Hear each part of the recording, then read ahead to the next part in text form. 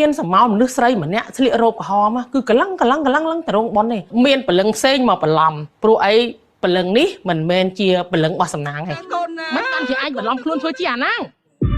ឯងចង់បានអីពីពួកគេ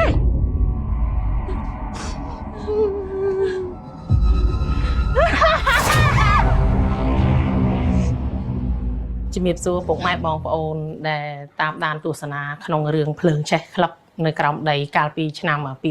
2021នេះខ្ញុំឈ្មោះសុកសមាលីហើយក៏តួអង្គជាអ៊ំឋានដែលមានញៀនដឹងខ្លះបន្តិចបន្តួចដែរហ្នឹងនេះគឺជារឿងពិតដកស្រង់ពីរឿងពិតថ្ងៃហ្នឹងគឺចៃដន្យខ្ញុំជិះកង់ទៅចកាទេស្រាប់តែជិះកង់កាត់តាមហ្នឹងមកឃើញក្មេងៗវាលេងជុំគ្នានៅនឹងពីម្នាក់អញ្ចឹងណាហើយខ្ញុំក៏បានឃើញសមោលធំមៀតធំម្នាក់មើលទៅគេដូចជាមិនពេញចិត្តនឹងឲ្យក្មេងៗលេងនៅម្ដុំហ្នឹងទេហើយសមោលនោះគឺមើលទៅគឺកាចហ្មងគួរឲ្យខ្លាចណាអញ្ចឹងបានតែខ្ញុំនេះដេញក្មេងៗចេញពីកន្លែងហ្នឹងមិនឲ្យលេងព្រោះអីខ្លាចអាសមោលខ្មៅហ្នឹងកាច់ក្មេងៗអីទៀតអញ្ចឹងទៅបានជាខ្ញុំដេញចេញហ្នឹងល្ងាចនោះញៀនខ្ញុំគឺដឹងហ្មងពេលដែលខ្ញុំចូលទៅដល់រោងប៉ុនហ្នឹងគឺខ្ញុំសន្លឹងមើលរោងប៉ុនហើយគឺខ្ញុំសន្លឹងទៅក្តារមកឈូសមើលទៅនេះអត់ឃើញព្រលឹងសំណាងនៅក្នុងរោងប៉ុនទេហាក់ដូចជាព្រលឹងសំណាងហ្នឹងគេចាប់ឃុំទុកនៅកន្លែងសំណាងស្លាប់អង្គុយទៅខ្ញុំមើលទៅសម្លឹងទៅឃើញថា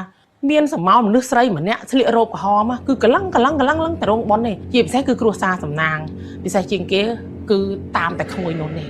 ខ្ញុំមើលទៅសមោលហ្នឹងដូចជាវាមិនល្អសម្រាប់គ្រួសារសំណាងទេ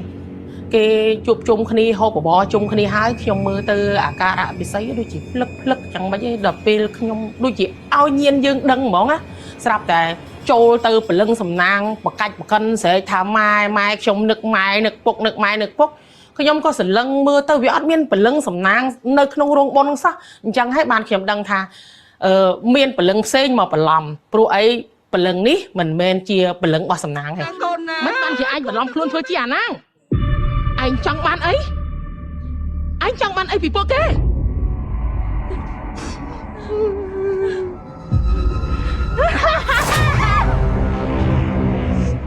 នឹងបានយើងដឹងរឿងពិតថាមិនមែនព្រលឹងសំណាងហ្មងអូយព្រឺសវលខ្ញុំគិតថាពេលដែលធ្វើអាពិធីសកត់ព្រលឹងនាងព្រាយនឹងបានចប់សពគ្រប់អស់ហើយស្រាប់តែខ្ញុំអង្គុយទៅរៀបចំនឹងចេញតែផ្ទះវិញស្រាប់តែលឺសូរសំឡេងស្រែកឲ្យល្ងំស្រែកនឹងគំនុំសងសឹកសម្រាប់គ្រួសារសំណាងហ្មងថាបើសិនជាវាចេញមករួចវានឹងសម្លាប់គ្រួសារសំណាងម្ដងម្នាក់មិនឲ្យអ្នកណារួចខ្លួនទេអានេះខ្ញុំលឺច្បាស់នឹងតែជាឲ្យល្ងំហ្មងគួរឲ្យខ្លាចព្រោះព្រាយហ្នឹងមិនធម្មតាទេព្រាយហ្នឹងវារស់នៅកន្លែងហ្នឹងយូរហើយសូម្បីតែម្ចាស់មុនណាត